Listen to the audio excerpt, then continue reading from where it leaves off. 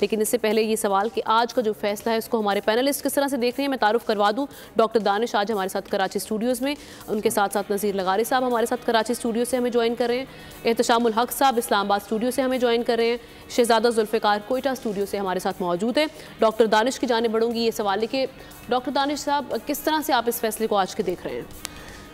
बहुत शुक्रिया आपका। पाकिस्तान की तारीख़ भरी है अदालती, अनकॉन्स्टिट्यूशनल, अनलॉफुल नज़रिया ज़रूरत के फ़ैसलों से। और मुझे आज कहने दीजिए कि पाकिस्तान की तबाही के ज़िम्मेदार तो हम सब लोग हैं, क्योंकि मिन हैसुल कौम हम सब ज़िम्मेदार हैं और एक लिहाज से हम कौम नहीं हैं, हम हजूम हैं।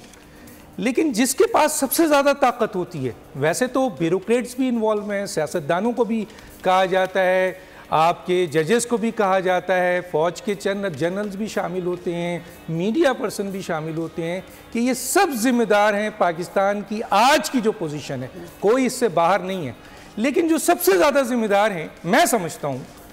कि जिसको अल्लाह मियाँ ने ज़्यादा इख्तियार और ताकत दिया है, और वो है अदालत। अदालती फ़ैसला आप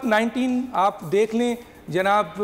जस्टिस मुनीर का, किस तरीके से जस्टिस मुनीर ने फ़ैसला दिया, उसके बाद आज तक मार्शल्लाह हमारा पीछा करता है। उसके बाद जुल्फ़िकार अली भुट्टो साहब का केस है, जिसको किस तरह फांसी दी गई, जिसकी बुनियाद पर आज तक पाकिस्तान की रियासत और हुकूमत भुगत रही है और हम सफ़र कर रहे हैं। उसके बाद आप आ जाइए परवेज़ मुशर्रफ साहब की हुकूमत, और उसको फिर वैलिडेट किया गया और किस तरीके से 3 साल आइन में तरमीम करने की इजाज़त दी गई अनकॉन्स्टिट्यूशनली। वो फिर आप देखिए, उसके बाद जनाब यूसुफ रज़ा गिलानी को किस तरह हटाया गया, मियाँ नवाज शरीफ साहब को कैसे सज़ा दे के हटाई गई, और फिर मरियम नवाज़ को। तो ये जो फैसला है साइफर का, मैं एक तालिब इल्म ज़रूर हूँ और मैं कोई कानूनी माहिर तो नहीं हूँ, लेकिन मैं ये समझता हूँ कि इस फैसले में भी बहुत झोल है, और ख़ास तौर पे 2 अहम तरीन जो नुकात हैं, मैं इसको ज़रूर आपके सामने लाना चाहूँगा। और एक तो नुकता ये है कि जब अदालत ने, क्योंकि यहाँ फंडामेंटल राइट्स की आपने खिलाफ वर्जी की अदालत ने,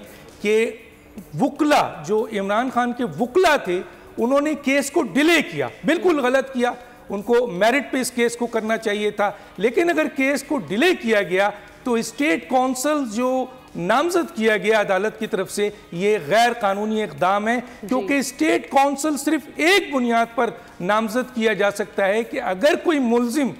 कोई इस्तेदाद नहीं है वकील करने की, पैसा नहीं है, तब स्टेट्स कौंसिल लाया जाता है। यहाँ आपने मुल्जिम की फंडामेंटल राइट्स को मजरू किया है। बहुत से ऐसे केसेस हैं जिसकी मिसाल मैं दे सकता हूँ, इस वक्त टाइम नहीं है, कि किस तरीके से केस डिले हुए और वहाँ स्टेट कौंसिल नहीं थी। और दूसरा जो बहुत ही अहम है, वो सुप्रीम कोर्ट का वो फैसला है जो उस वक्त के आपके केस में जनाब बेल के लिए अप्लाई किया था पीटीआई ने, और सुप्रीम कोर्ट ने इसी साइफर केस में बेल देते हुए जो फैसला दिया, जो उसकी मेजर ऑब्जर्वेशन थी कि ये केस मेरिट पे नहीं है। चुनांचे इस केस में जब फैसला दिया गया तो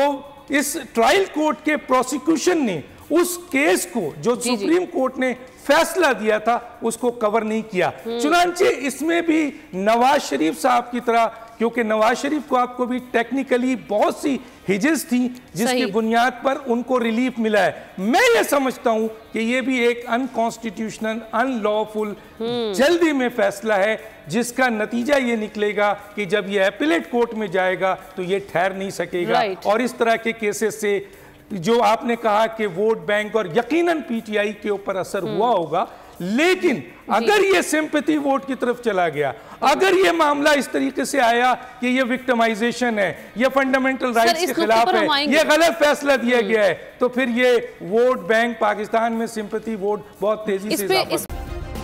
सब्सक्राइब करें और बेल दबाएं ताकि कोई खबर रह न जाए।